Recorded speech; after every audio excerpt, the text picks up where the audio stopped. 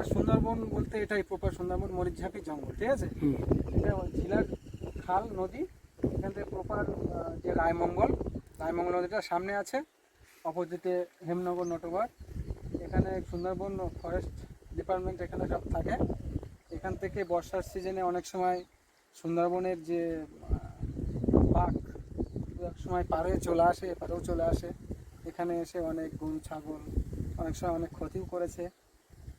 Sundarban department থেকে আবার সেগুলো ধরে নিয়ে আবার জঙ্গলে ছেড়ে দেয়। তাহলে ওই জঙ্গলটার নাম কি? এই জঙ্গলটার নাম হচ্ছে মরিচঝাপি। মরিচঝাপি জঙ্গল। ওখানে কোনো মানুষ থাকে না? না, উপরে তো হরিণ আর প্রপার সুন্দরবন, এটা এখন জঙ্গলে শুধু বাঘ হরিণ যা আমার এই সমস্ত থাকে। আচ্ছা, ধন্যবাদ।